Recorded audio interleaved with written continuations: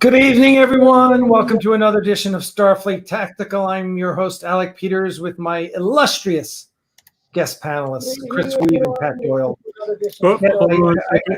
Whoops, what is that? That was me. I've got it up on Facebook. I guess we should say not guest panelists, but like co-hosts. That's more appropriate. That works. So, how are you guys doing? You guys having a good week? Good week, yes. Yeah, pretty good. Pretty good. Yeah. Yeah. How about you? What have you been up to? I have mostly been working all week. Just kind of. Actually, it's been a pretty busy week. Working in the simulators, and then just working on some stuff for the Navy. So it's been two jobs have been keeping me busy. Very good. And Chris? So I've just been doing my day job basically. But you can't talk about it. Well, I can mostly talk about it. I do wargaming stuff for the Air Force, and we're spending a lot of time thinking about how you do wargaming in a distributed environment. And there's little groups of people here and there that are thinking about it. And we're, hey, like, you're thinking about that? I'm thinking about that. Let's exchange stuff. And next thing I know, I've volunteered to like do 3 or 4 presentations to various people about how to make this stuff happen. So let me ask you a meta question here about wargaming and what's going on. So I would assume that most of the wargaming, I mean, what percentage of wargaming do you do? I say you, does the establishment, the military establishment do that actually is you have to deal with in real life? Like, we're going to wargame this scenario and it actually happens and it's actually relevant. And how much of it is just kind of speculative? I got to imagine 99% of it is just speculative.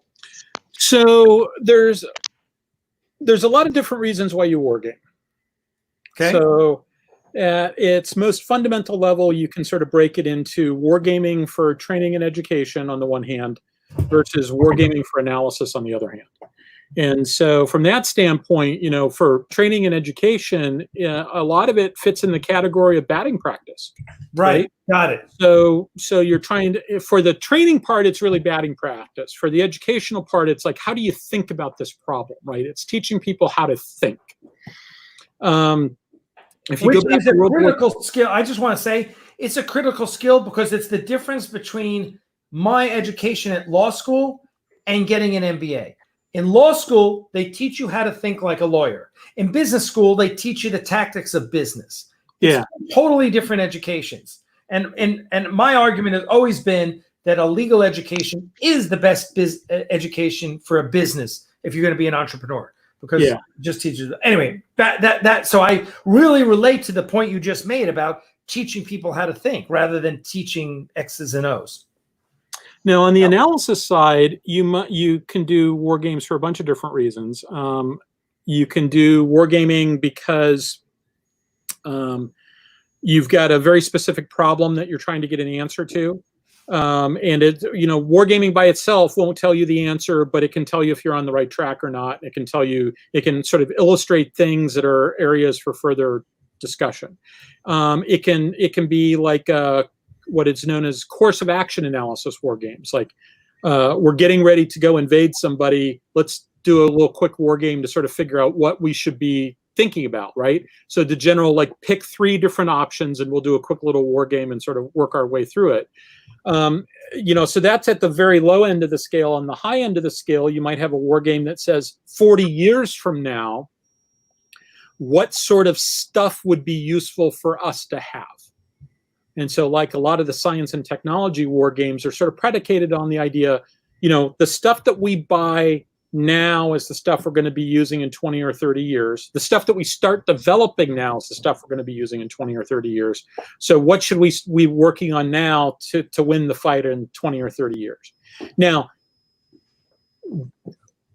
it's important to remember that nobody is going to be making a decision 25 years from now based upon the results of a game that takes place today, right?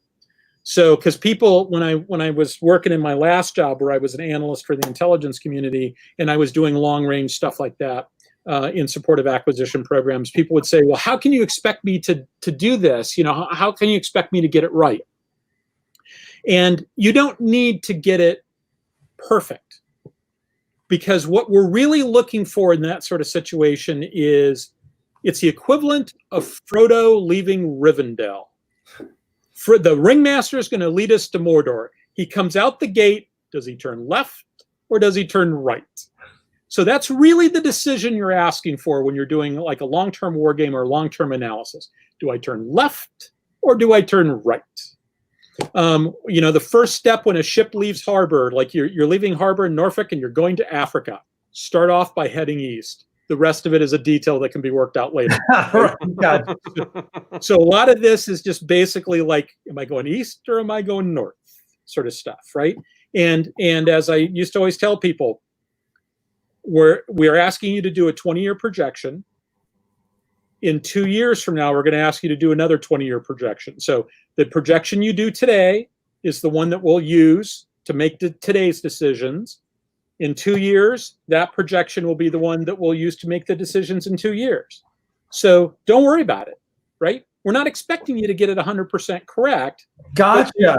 These are long lead time decisions. We need some input into that. Gotcha. So, and from an analysis standpoint, a lot of times what they're doing, like in the Pentagon, they'll do war games where what they're doing is they're looking at war plans.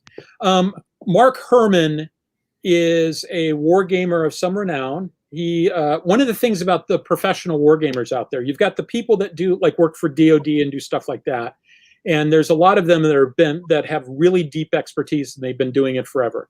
And then on the hobby side, you've got people that have been doing hobby war gaming for a long time and they've got really deep expertise and they've been doing it forever. The intersection of those two circles, the overlap, is really pretty small.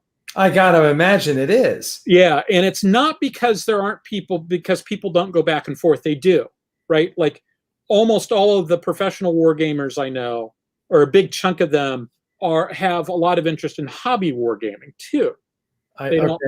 Right. And vice versa. And sometimes they, like the SPI, Jim Dunnigan used to get called in to consult to the Defense Department.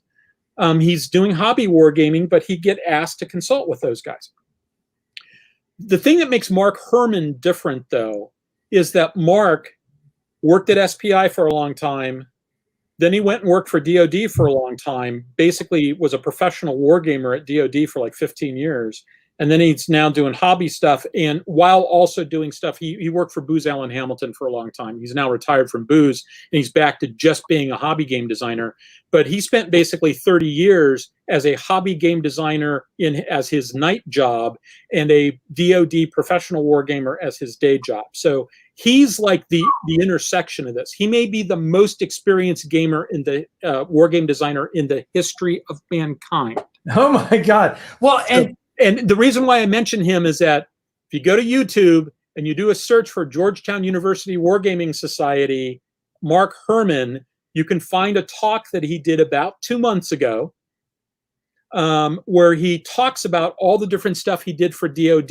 And basically he had a job where for 10 years, all he did was war game out war plans. So we've got this war plan in case the balloon goes up, and he was the guy doing the gaming where they come back and they say, we found a few problems, or that seemed to work pretty well. Now, I got to imagine if you're talking about that Venn diagram of war gaming and hobby war gaming, is the intersection, that really, really small piece of intersection, is that all game theory? No. So game theory is an interesting subject in and of itself because game theory has some interesting predictive value, but not really of the sort that you would use in a professional war game. It's an interesting decision analysis tool. I used to think that game theory was just a waste of time.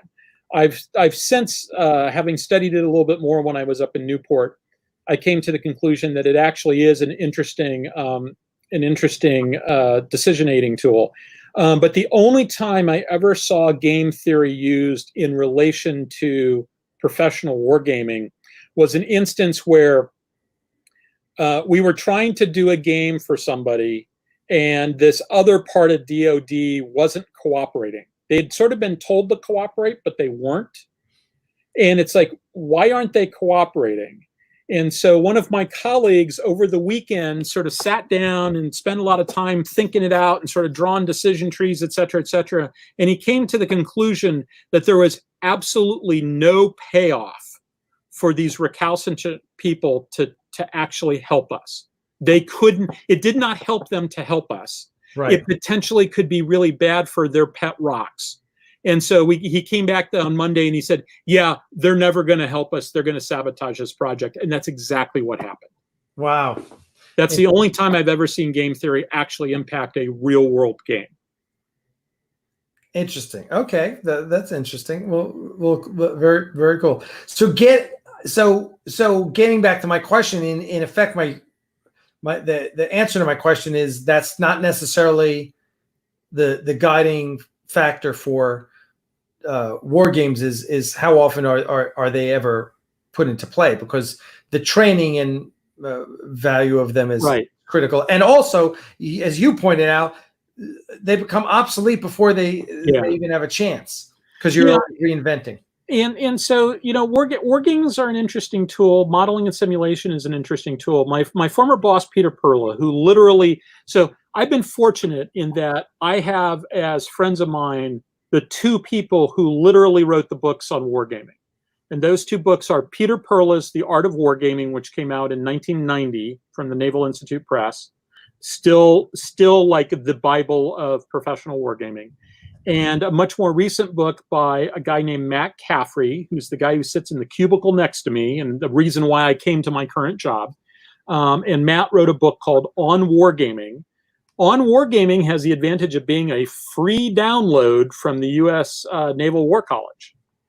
And it's, I think he said it's been downloaded something like 12,000 times, which is like 3 times as much as all the other things that they've ever published put together. Or something like that. And so, I'm going to put these in the comments section here. Here's the download for On Wargaming. Listen, maybe you can put these in the actual information box for these videos. But there's that is On Wargaming. And the Art of Wargaming by Peter Perla is in its 2nd edition, and it's published through. Why did it not appear on the? Oh, I can't remember what the name of the It's John Curry, and on Amazon you can pick up The Art of Wargaming. I'll post. Good. I'll post that one there as well.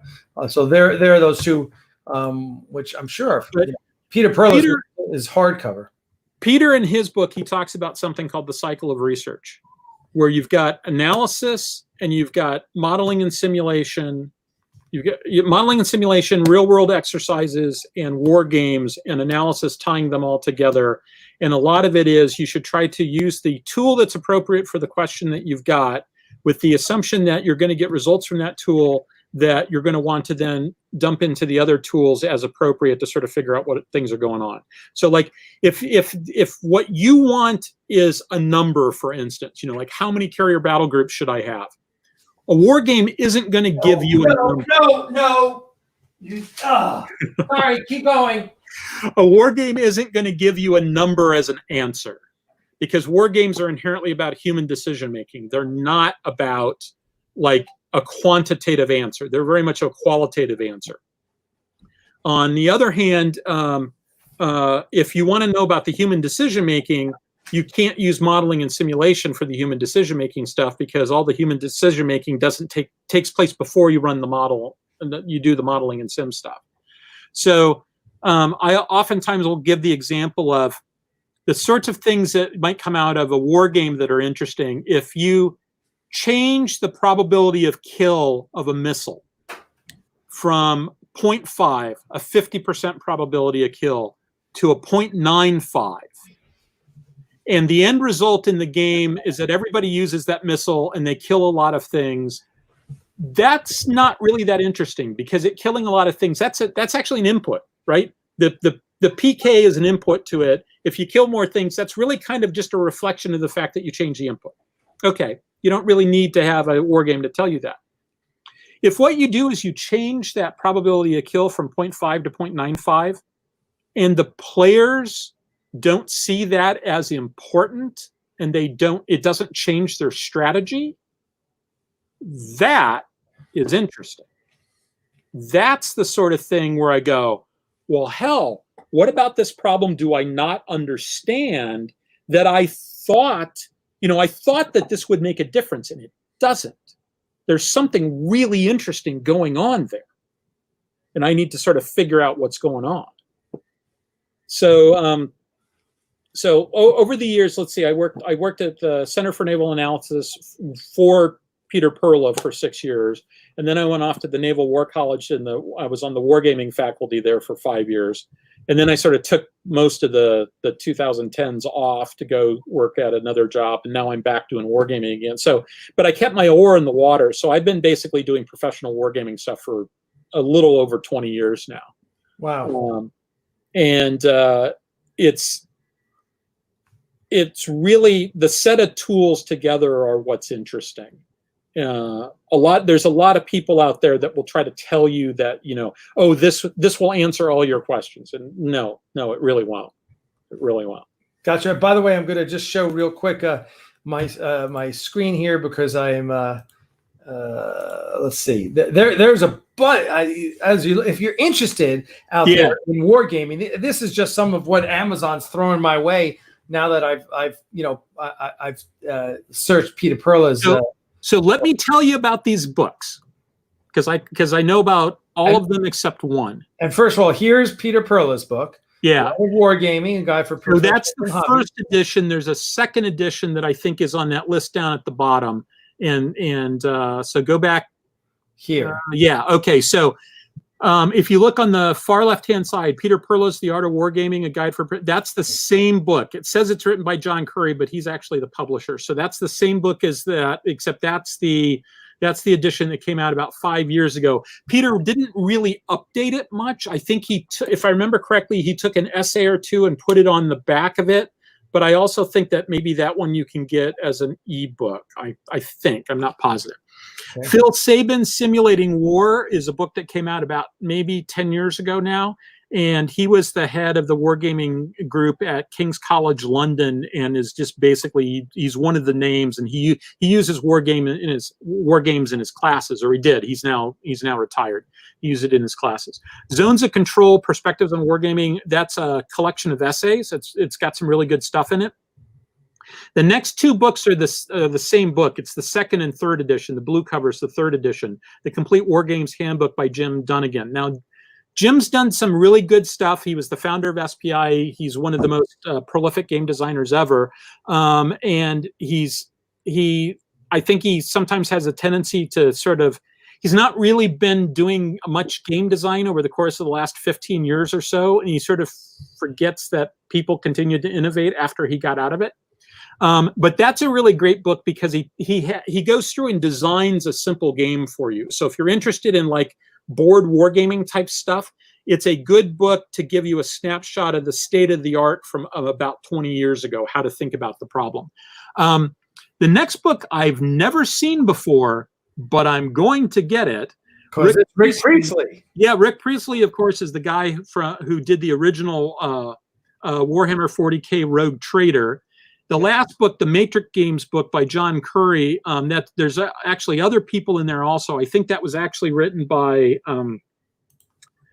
Tim Price.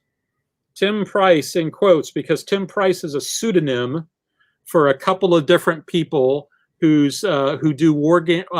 One of them does like electronic warfare stuff professionally. The other guy does wargaming stuff professionally, and his employer said, yeah, you can publish this book, but don't use your name. And so if you see anything that's on wargaming by Tim Price, he's very good. And Matrix Games are sort of a hobby type. You can do it for hobby stuff, or you can do it for professional stuff. The shortest war game design cycle I ever saw was a Matrix game that I was part of, where we literally designed a game on Sunday that we executed with 70 players the next day. Wow. Okay. Now, we had the advantage of, we knew what the topic was going to be. We had invited all the players. I had to fly from Newport to Hawaii for this thing. So it wasn't, we knew basically what the scenario was going to be, but we really didn't have any game mechanisms. And we sat down and came up with some very simple game mechanisms, like, I'm going to do X. I expect it will have these effects, and these are the 3 reasons why I think I will be successful. All right, does anybody in the audience have any complaints with that? If they did, we'd talk it out, and then the judge would make, the adjudicators would say, all right, we're going to say that worked. And you can do some surprisingly good work with a simple, especially if you're not trying to do it for analysis purposes. We kind of were, but part of it is we were trying to get buy-in on some things. You can do some really good work with a really simple sort of mechanism like that. And so matrix games are really sort of the big thing. All those other books that you saw up there were, I mean, some of the classics in the field are there. I've got almost all of them. Gotcha. All right. Well, that's a good primer for everyone on wargaming. Let's get to the subject at hand. Let's dive back into Star Trek and talk about photon torpedoes versus phasers. And let's at least move this up. Let's get out of TOS because they didn't know what the hell they were dealing with back then. And sometimes phasers look like photon torpedoes, and some were the blue, and some were red, and some were green. Whatever. Let's just make the assumption that we're in the next generation, and these are 2 different weapons. I was talking with Pat earlier today, or maybe it was yesterday. I can't remember. I've talked with Pat like 5 times in the last 36 hours. Sorry. And I made the observation that if you look at it, the Orville is closer to the next generation in terms of how the technology works than the original series is. Yes. Yeah, I'm sure that's the case. I'm sure. So, well, let's talk. Pat and I actually put together a little comparison chart. All right, let's see it. All right, Pat, we'll turn it over to you. Okay. I'm guessing you're the one that has the chart. No, I've got it up, so I'm gonna. Yeah. Can you share it? Okay. You know what? Hold on a second. Let me move it from one monitor to another, and then let's see if I can do.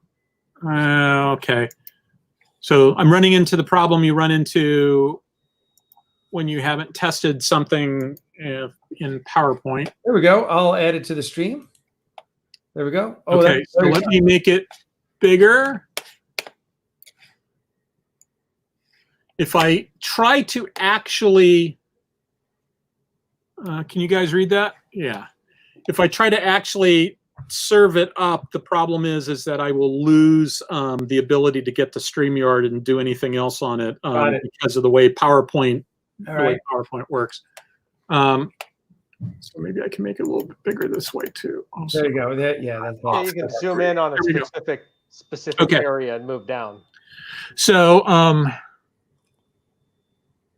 or you know what? Hold on a second. You know what you can also do? You can also save it as a screenshot. I just realized if I put it on the other monitor, if I swap monitors real quick, hold on a second. Sorry about this.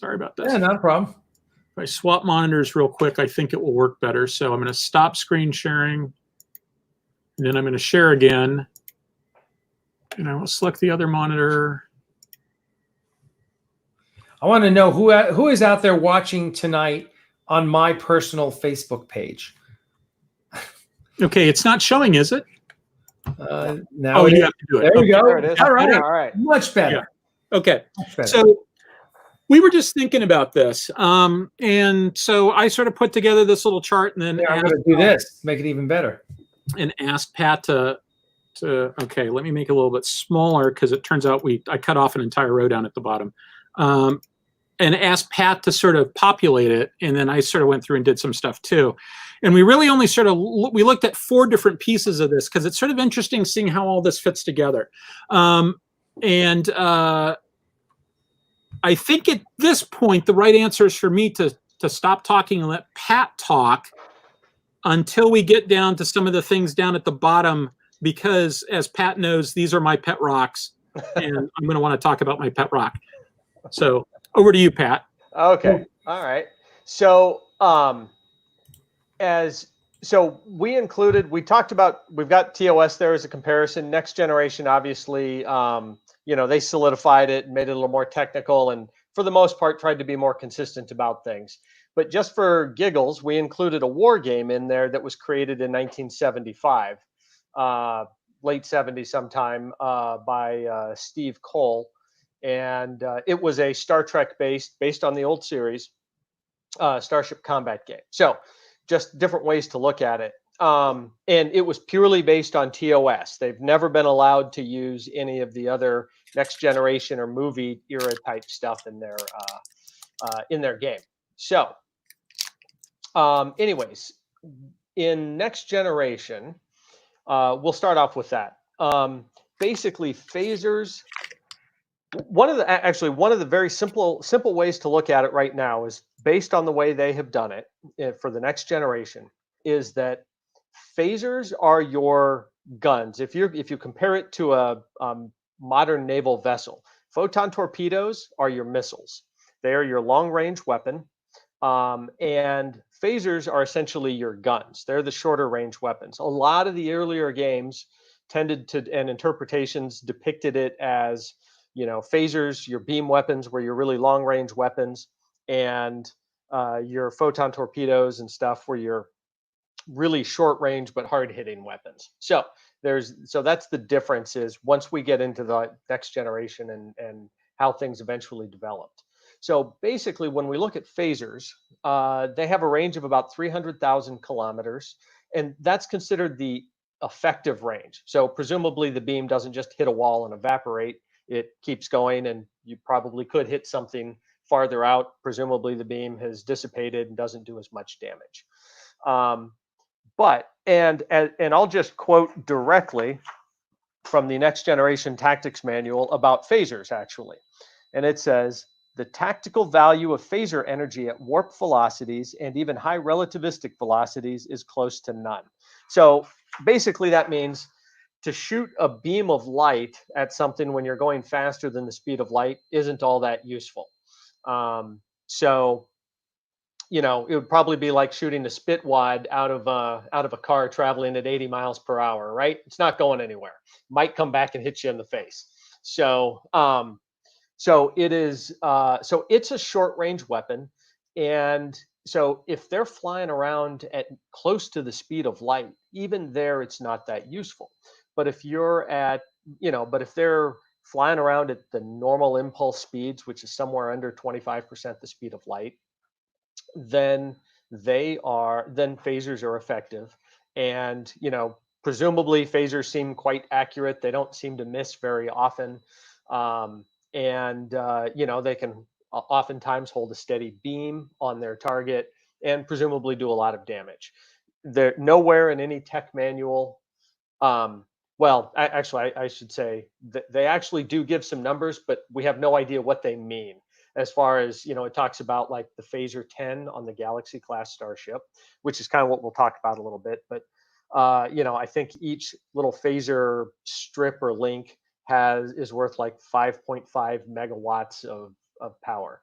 How that compares to the shield's ability to offset it, how that would damage the structure of the ship, there's no actual numbers given to be able to figure out exactly, to delineate exactly how much damage it causes. But anyways, so they're effective at relatively close range. But if you also think about this, that is actually, given the speeds that they're flying around, if everyone's flying around at 10,000 or 10% the speed of light, then and the weapon only has a maximum range of 300,000 kilometers. Well, 10% the speed of light is 30,000 kilometers per second. So in 10 seconds, one starship will have traveled the entire range of the phaser. So compared to the velocities they could be at, that's really a relatively close range. It might even be that a better comparison is jet fighters with with a cannon or a gun compared to the missiles that they have, as far as the range of the photon torpedoes. I mean, but if you think of the gun range compared to a jet fighter, I think a couple thousand yards is maybe the most that a gun's going to be accurate in a jet fighter, but it traverses that distance in seconds. So I know in Next Generation we see an awful lot of times where they're just sort of sitting there static beak to beak, and so presumably it'd be really hard to miss, and they're usually really, really close. So that's kind of your phasers. They're going to be your close-in weapons, and and I think, like we've talked about earlier, you probably don't have a guy. Your captain's probably not sitting there just staring at this giant view screen, going, "Okay, fire," because by the time he thinks it, says it, and the speed of sound traveling to your tactical officer, and by the time that those signals get processed and he presses a button, they're already out of your whatever optimum firing range. So you've probably got pre-programmed firing solutions where maybe the captain said, "All right, fire at 40,000 kilometers or something." Though we don't see, we don't really see that, because for dramatic effect, they're always, fire,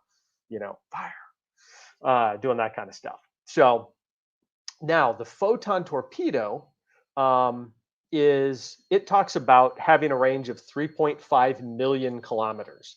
So presumably that range is applicable while you're at warp. At sublight speeds, I don't think it would translate into that kind of firing range necessarily. But 3.5 million kilometers, I didn't sit down and do the math. If you're traveling, at warp 5 doing 300 times the speed of light, you're going to traverse that 3.5 million kilometers in a fraction of a second. So even that range isn't that much. So presumably, even at warp, your firing envelopes are pretty narrow, and you're probably shooting at a ship that's roughly going the same speed, and you're probably going roughly the same direction. You're probably not doing anything too complicated. But at the very least, again, even more so, you're going to need your computer in there to be deciding exactly when the weapon is fired, if you have any chance of anything. So it is a warp weapon, and obviously the manual, the tech manual, basically says the warhead is basically 1.5 kilograms of matter and antimatter together, deuterium and antideuterium.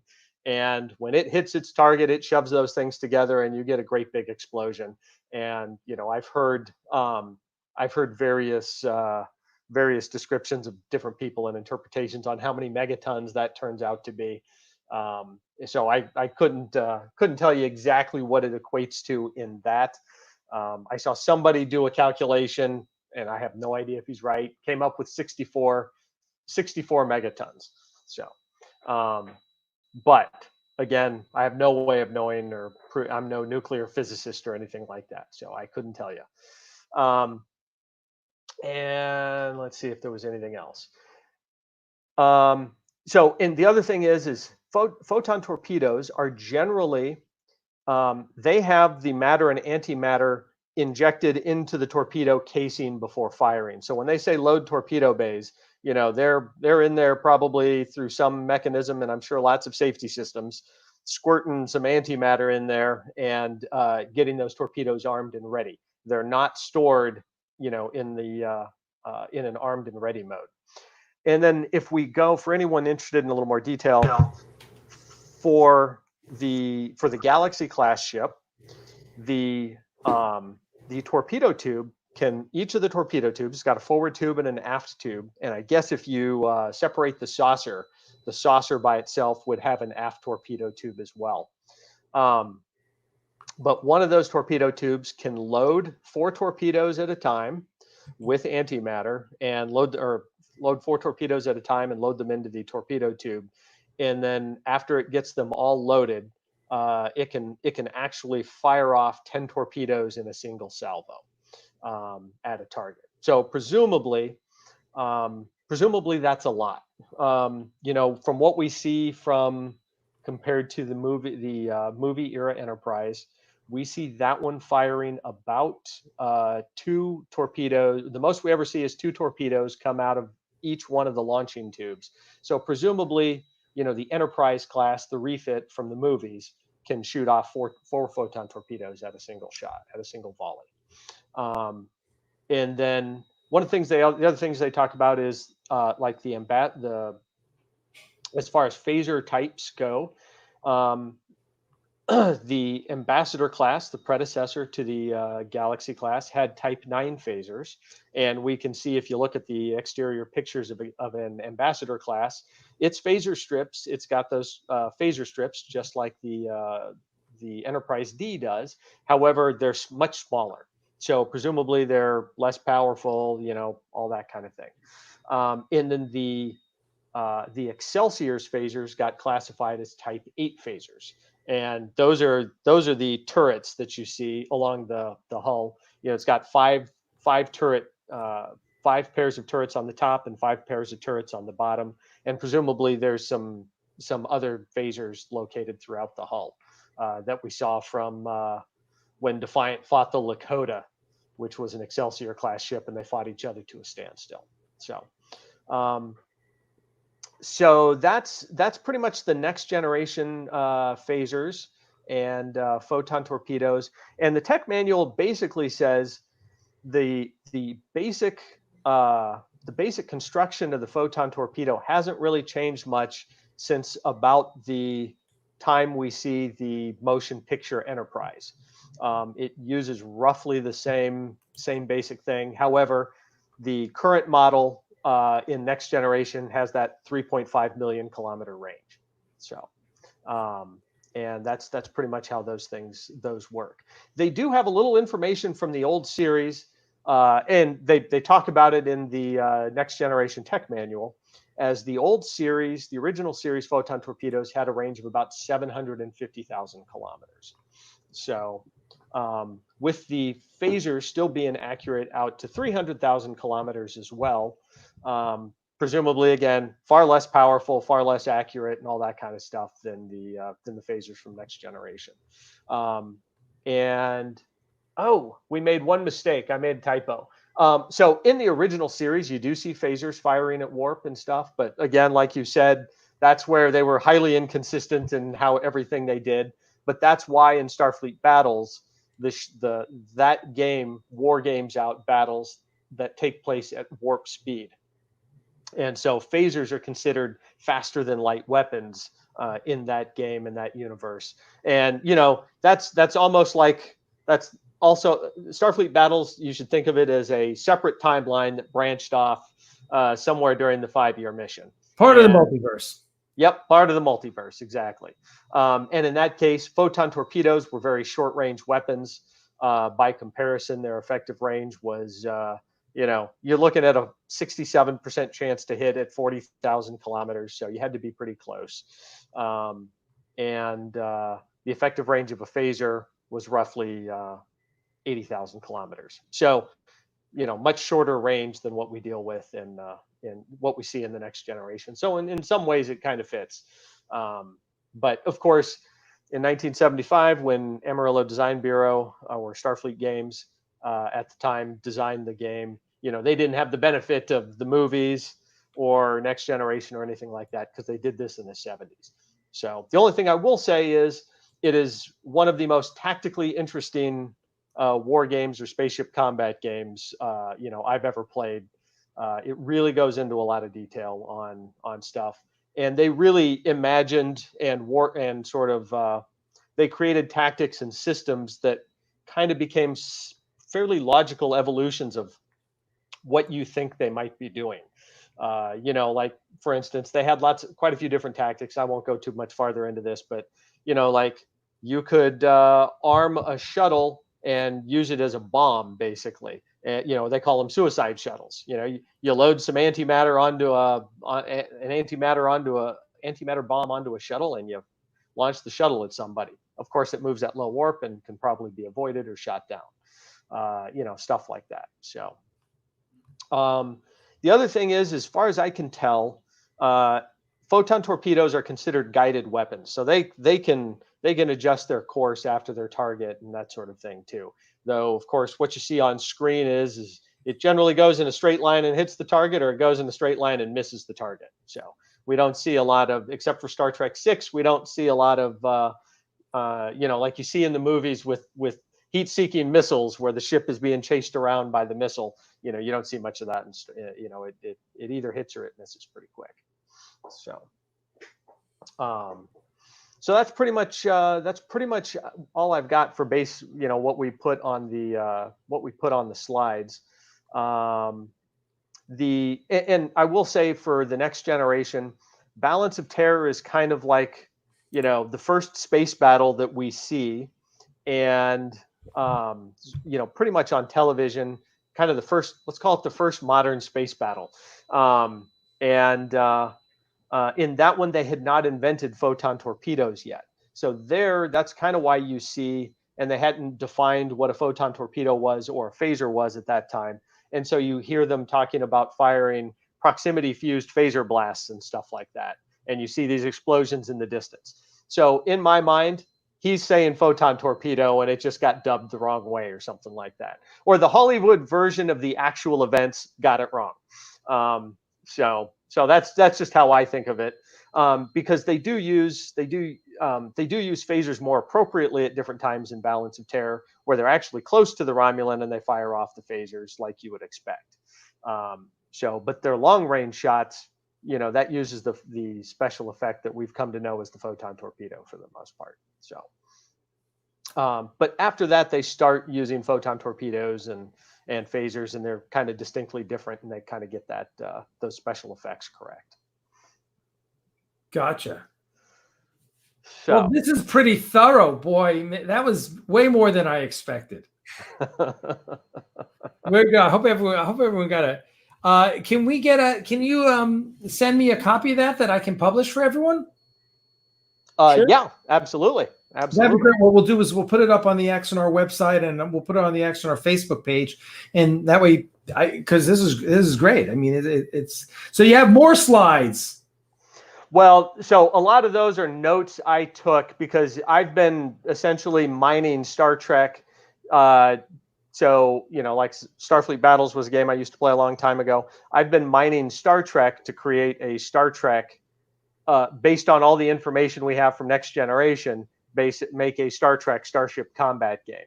And so I've been mining all of this stuff and figuring out, I've done the time, speed, distance, and to make sure it all works and it's accurate and the ranges are good and all that kind of stuff. So a lot of those are just my notes. They're not really made for fair enough. Public. Yeah, fair enough. No. As long as we get the chart, we'll publish the chart. That would be great. I'm sure everyone will get a kick out of that. So that's awesome. All right. So now that Pat has overwhelmed us with unbelievable, and now I know why you're on Bu 9. Let's just talk about how is this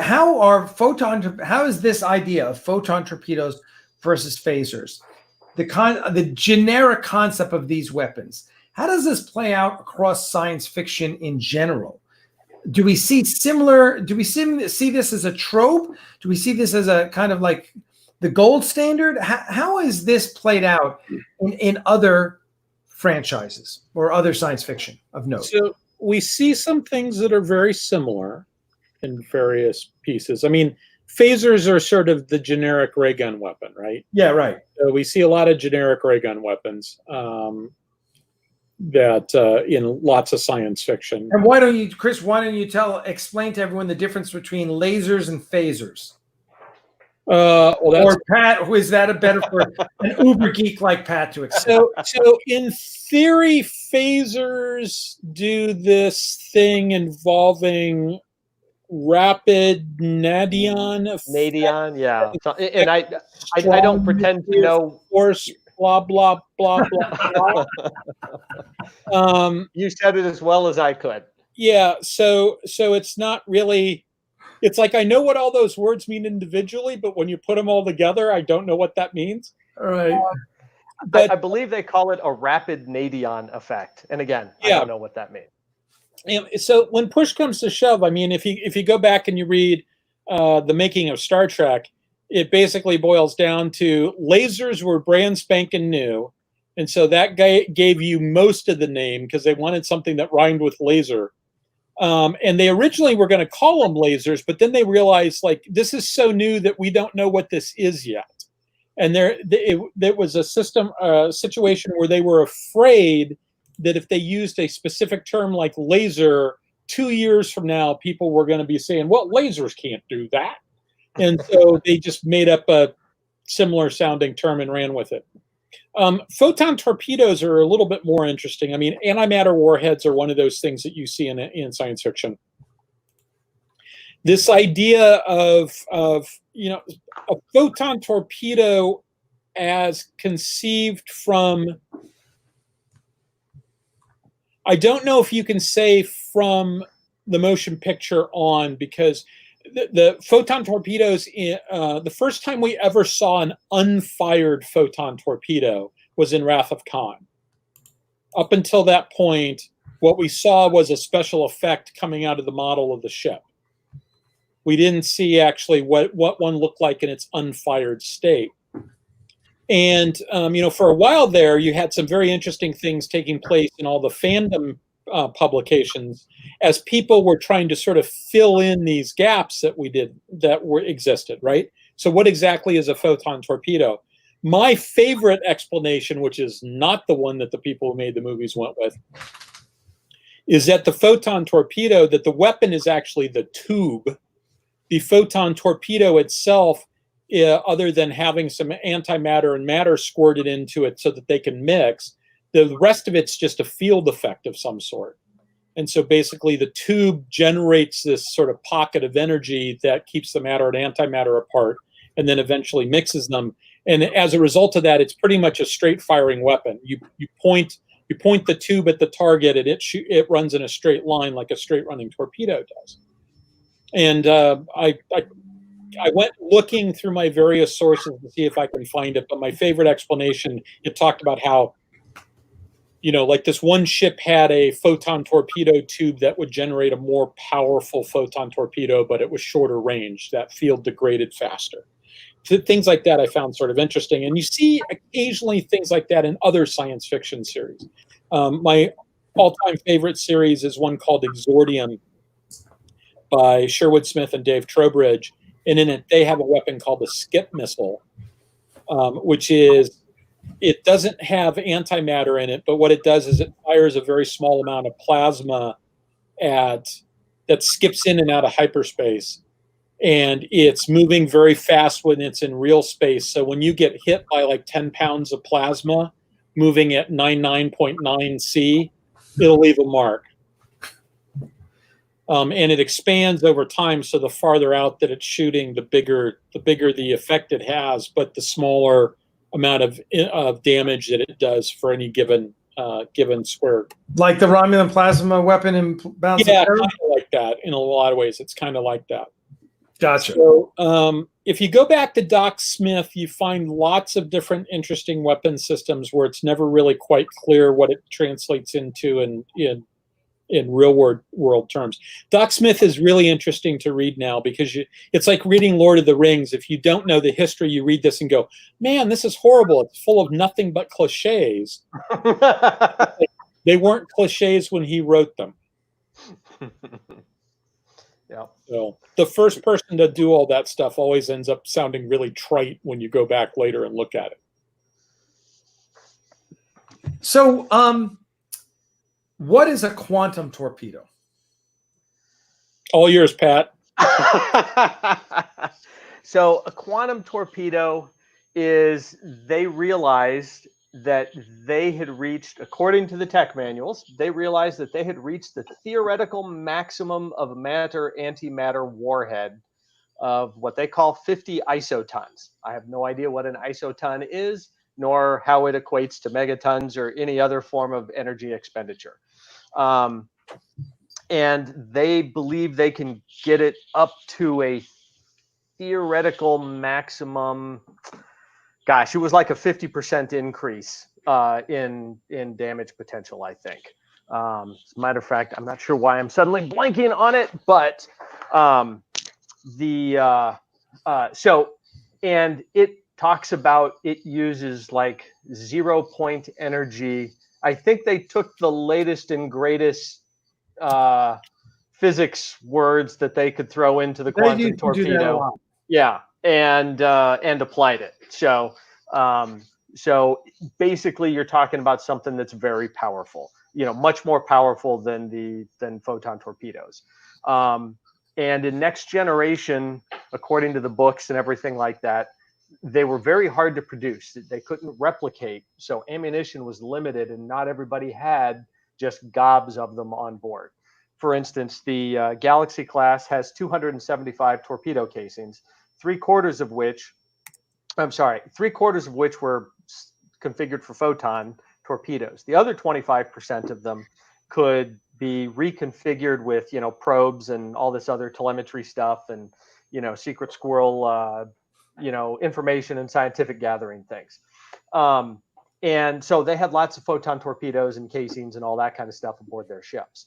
But a limited number of ships actually got the quantum torpedo. So the Defiant was considered one because it was on the front lines with the Dominions. You notice that the station itself in Way of the Warrior or any other time never lobbed off any quantum torpedoes. They were only on the Defiant, and then obviously we see them. Enterprise E got some of the more modern ships had them. I think in the Akira class is one that's got one or two of its forward launch tubes on the top of the roll bar. It had quantum torpedoes that it could fire, along with side-mounted and various aft-mounted photon torpedo tubes. So it could squirt out a whole bunch of torpedoes. It's basically an artillery ship.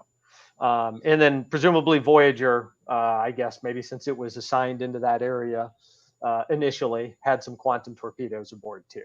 But they could not be easily replicated. They were far more powerful. And then in First Contact, we see that a volley of 4 of them, I believe, takes out a Borg, spherical ship. So presumably they're quite powerful. And when in the battle with the cube initially, right, Picard knew that little spot to fire, and everyone fired torpedoes and phasers into that spot, but the quantum torpedoes got lobbed in there and took out an entire cube. So it's the Federation's adaptation, I believe, to the Borg threat, along with a lot of the new ships. So being that we now have phasers and photon torpedoes for 50-something years in it, let me ask you this, because you guys both read science fiction. What is the most interesting weapon that you've read in science fiction? And let's stick to ship-based weapons, not planet-killing planets. Yeah, killing nothing J.J. Abrams created would make my list. Yeah, exactly. Because that's all science fantasy. It's not science fiction. Yeah, Chris, I'm gonna hand that one off to you. Yeah, you've got to. Yeah, that one's yours. I'm sort of cycling through I'm looking for something that isn't that what makes it interesting isn't just that it's bigger. Right.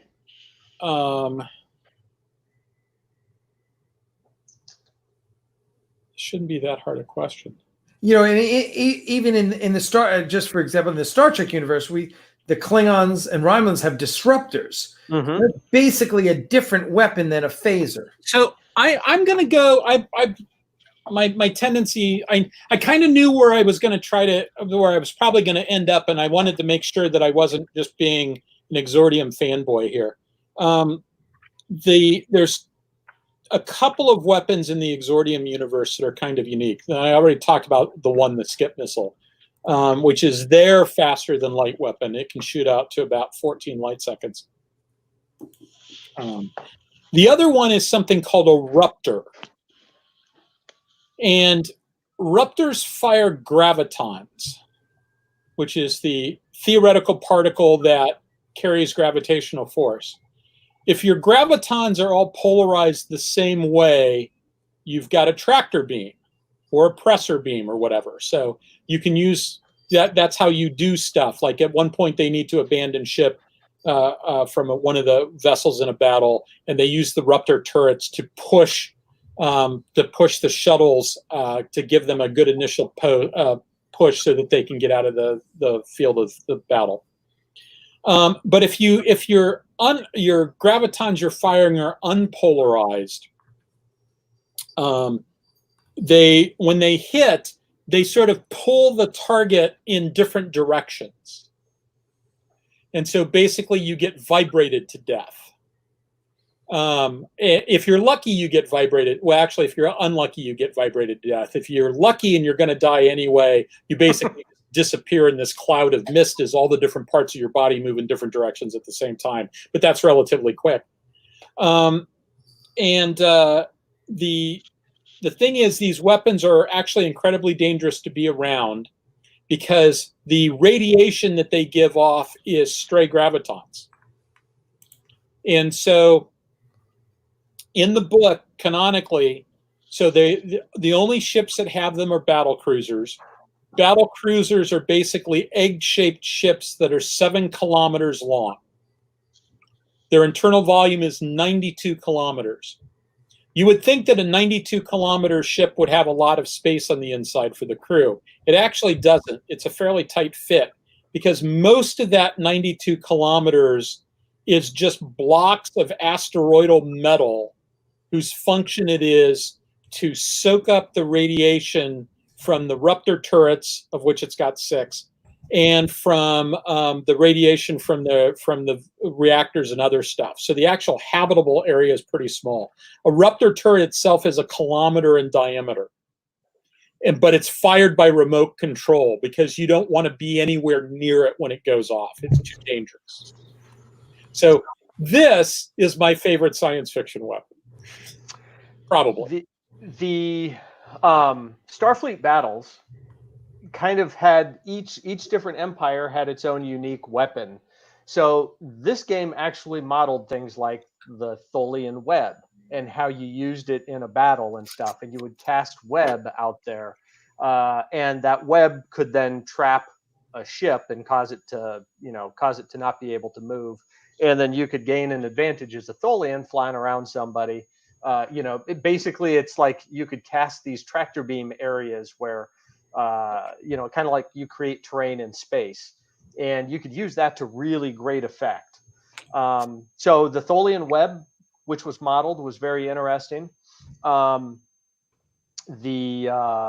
was an empire called the Lyrans in there, and sometimes they do get mentioned in different places, but they had basically, they called it an expanding sphere generator, where it's basically a giant ramming device.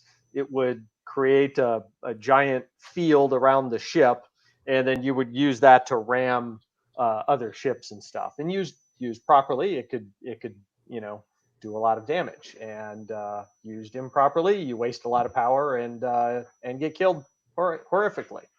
So there were some interesting weapons in there.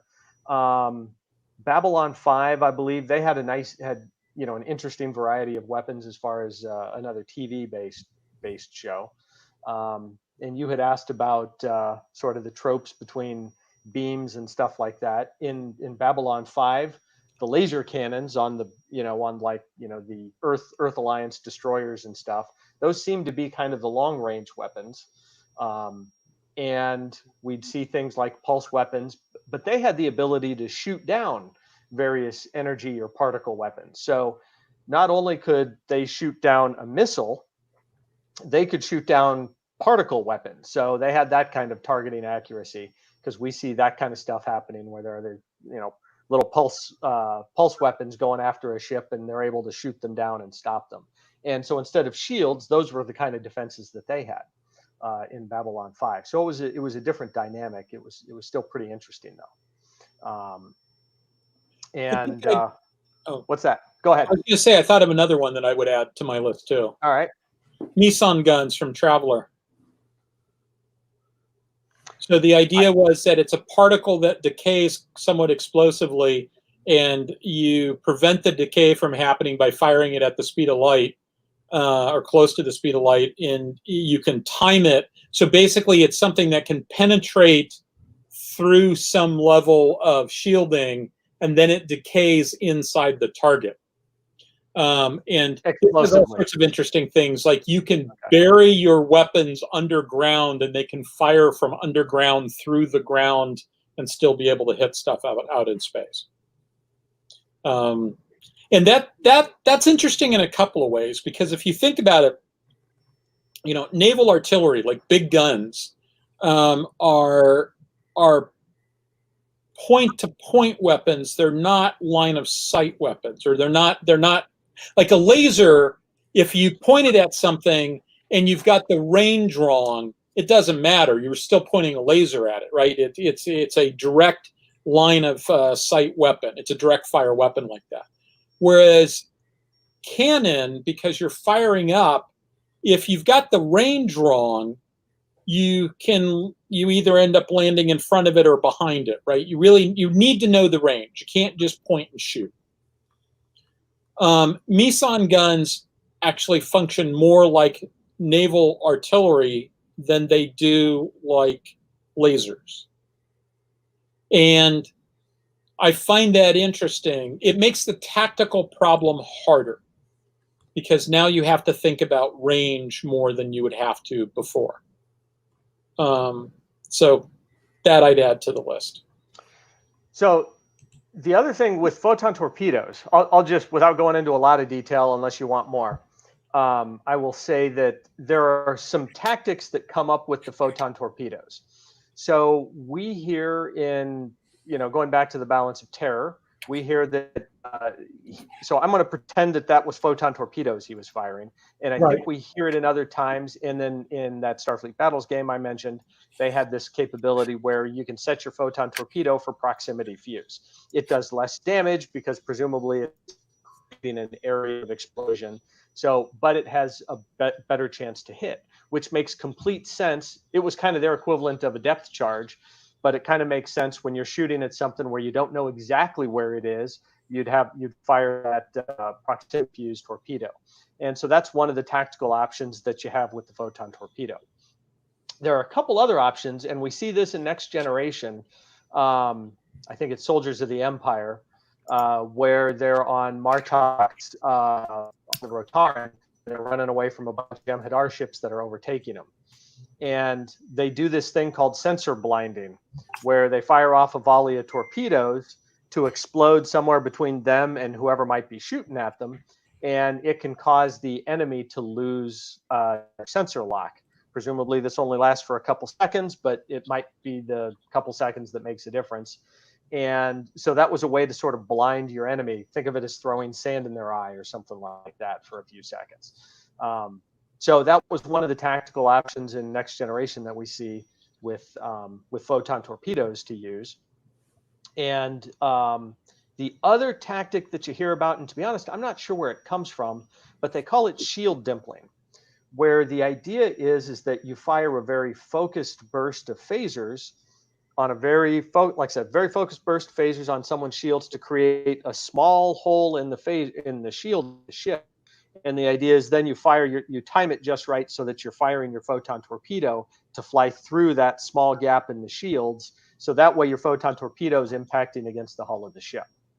And so, with the idea of causing more damage and stuff like that. So those are some of the different tactical options that we've heard about with the game, with the show and everything throughout over time. And I'm sure there's a few others. If I dug really hard, I could come up with a couple others. But those are some of the tactics involved in the weapons that they use. Well, there you go. That's pretty damn thorough, Pat. Thank you. People are like, wow, that's way more than I ever want to know about phasers and photon torpedoes. But hey, people, now there's you more. know. Now you can call bullshit on the next season of Discovery or Picard or whatever. Yep. Yeah. So, yes, for the record, we pay a lot more attention to this stuff than any showrunner in the history of Star Trek ever paid on any of this stuff. Now, people like Mike Okuda and Rick Sternbach and I can't remember, Andrew Probert, those people took this stuff real seriously. Yeah, Doug Drexler, I knew I was missing somebody from the list. Those people all take that stuff real seriously, but thank you. Rick Berman, not so much. Right. Well, listen, at some, here's the other the other challenge, and that is that at some point you've got writers saying, yeah, guys, you're getting in the way of my story. Mm-hmm. Yeah.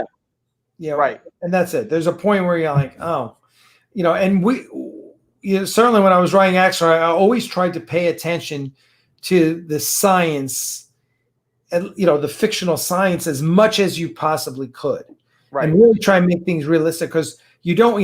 I was listening to the Mission Log podcast today, and they were talking about how in this one episode of Deep Space Nine, they're on the Defiant and they're on the turbolift, and they're like going and going and going in the turbolift, and like, dude, it's got like 2 decks. Slowest turbo lift ever. Yeah, exactly. They're seeing the little lights flash by, and they're like, it was funny. The guy who, the podcaster was like, I went and checked out my blueprints of the Defiant, and it doesn't have that many decks, So that's where, there has to be a happy medium. Well, one thing with the turbo lifts, remember, they can go sideways along the length of the ship. They don't just go up and down necessarily. Yes. And I don't know the turbo lift configuration of the Defiant or anything. But yeah. Exactly. By the way, I hated that in Discovery, that you saw the turbo lifts, the innards, because that was yeah. Was that awful? Were you guys as offended as I was? At what? I'm sorry. I was kind of inside of the turbo lifts, and seeing that was just like an elevator on rails that was in this huge cavernous space. You're like, what are they wasting all that space for? Yeah. So if you get one of those books that they just recently published, it shows the Discovery at like 750 meters, which for the record, the old series Enterprise is 300 meters. The Galaxy class is 642 meters. So it's bigger than the Galaxy class according to their information. The sizes don't make any sense, and I just don't even. I just close my eyes and plug my ears. So I went into. I took advantage. Oh, go ahead, Pat. I'm sorry. I was just going to say, someone put up a question. What's the minimum torpedo, or what's the minimum safe range you can fire a torpedo? The book has it at between 15 kilometers and 3.5 million kilometers you can fire them. Though presumably you'd get a little bit of blowback damage, and they even address it once in the Next Generation how they would take some amount of damage if they fired a torpedo at a really close range. So. And even Starfleet battles had feedback damage. If you fired at really close range there, you would take 25% of the warhead strength against your own shields if you fired at someone at point blank range. It doesn't say it anywhere in the Next Gen Tech Manual, but I was just sitting here thinking about it. It's realistic to think that those are dial-a-yield warheads. They are dial-a-yield warheads. Okay, because you can make it dial-a-yield in 2 ways. By the amount of antimatter you put in there, and they talk about their fancy system for getting the matter and antimatter to mix properly. Because the big problem with doing an explosion like that is it's sort of like the same problem they had with the atomic bomb. The problem isn't getting it to do something highly extroverted. The problem is making it as efficient as possible, because it has a tendency to blow itself apart before it gets the opportunity to efficiently blow itself apart. Right? Yeah, it talks about a little containment field that slows down, down or concentrates the explosion. Yeah, and basically it allows it to intermix, and then they shut off the field, and as a result, they get a lot more surface area interacting, and they get a lot more boom out of it. Because like if you just do if you take 2 pieces of plutonium, a bomb grade plutonium, and bring them close to each other, you'll get something that will be a bad enough thing to kill you, but you won't get a nuclear explosion. You have to bring them together pretty fast to make that happen. So dial-a-yield warheads, dial-a-yield warheads are something that actually exist in the real world. They do it by you start with a fission weapon, and then you inject into it tritium, to give you extra neutrons to make the fission more efficient.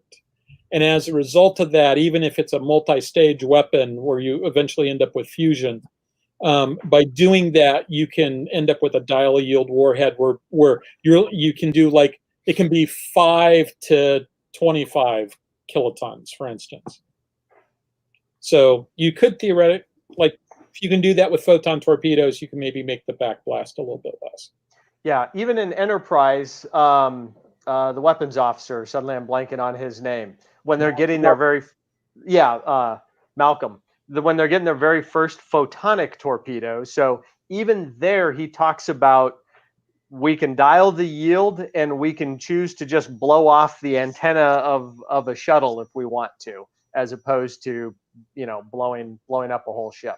And then if you see those little, I think they call them spatial torpedoes that they fired in the first couple episodes before they got their actual photonic torpedoes, those were useless little missiles that, anybody they ran into would just shoot them down and they'd bounce off the field, right? So exactly. So they've come a long way. They have indeed. Well, listen, we're going to wrap it up. I want to say thank you guys for a wonderful discussion. Probably the most in-depth discussion of photon torpedoes versus phasers that YouTube has ever seen. Huge, more. Huge. Millions and millions of people watched tonight.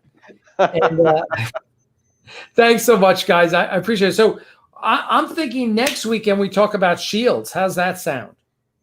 Sounds good. You got another PowerPoint you're going to pull out, Pat? On that one, there's much less information about it, but one of the interesting things you can talk about, I guess, a little bit is if you hit an unshielded ship with one photon torpedo, does it explode? But the answer appears to be no, based on on-screen evidence, right? We've seen that happen in Star Trek II. We saw it in Star Trek Generations, where for all practical purposes, ships were unloading on each other unshielded, and it doesn't. So they're made of something really strong, and probably those structural integrity fields help out too. For something that one of the things that's sort of a recurring theme is for 64 megatons of explosive power, those are pretty small explosions. Yeah. Mm-hmm. And when you talk about explosions in space, you don't have shock effects. It's all direct blast. It has to be within. It's all fireball basically. Right. So nuclear weapons are a lot less destructive in space than they are on a planetary surface or even in the atmosphere. But that having been said, you see actually hitting the ship. Wasn't it a photon torpedo that took out the roll bar on the Reliant? Yeah, correct. Yes, it was. It was. It's really that's all the damage it did. I know, really? Yeah. You just knocked off my roll bar? So I assume their defensive technology and their structural integrity fields and whatever magical stuff they make their ships out of is pretty damn tough. And it might, I'm just going by what we see on screen. I'm not trying to apply the actual physics understood, to it. But that actually goes back to a comment that Alec made earlier about the writers, the script writers, etc. And sort of they're trying to tell the story, and they sort of make that stuff up to tell the story. So there's really sort of two different ways I think you can go wrong on something like this, like science fiction, right? One way you can go wrong is I'll just make up whatever I need to make my current story work. And the other way that you can go wrong is you forget something. There's a logical implication of what you've come up with, and it turns out that you didn't think it through. And as a result of it, you've got people saying well, yeah, but wouldn't they do X? And sort of oh shit, I'd never even thought about the possibility of X, right? So TV very much works, and movies very much works on that former mechanism, right? Their failure mode is usually that it's I don't care that the neutral zone with the Romulans is really far away. I want it to be about 3 hours away. So in First Contact, we'll make it about 3 hours away. So you can get to Romulan space in about 3 hours, or at least the neutral zone. It's oh, really? Okay. I'll just throw out everything I knew out the window. Time, speed, distance is always a problem. But David Weber, on the other hand, David's a big believer in the Honorverse. David has always said writers do better work when they have limitations. Mm-hmm. And so he always tries to figure out what the technology is capable of doing and write all that stuff down at the beginning of the process. Now, he makes changes. Things evolve over time as questions come up as he goes. Every now and then there's a little, maybe I'll tweak it a little bit to make this thing fit. But you write the limitations down and then you live within the limitations, because that's where the good stories come from, is from people dealing with limitations. And that includes the writer dealing with the limitations. This is one of the things why I think in some ways the written medium is a pure medium, because you don't end up with people just saying, well, but I got to have a commercial break there, so I'll just not do that. Or, yeah, they've got shuttlecraft. Maybe if we don't mention them, then we don't have to worry about somebody figuring it out. When I, as a 10-year-old, figured out that, they should have used the shuttlecraft to rescue Sulu.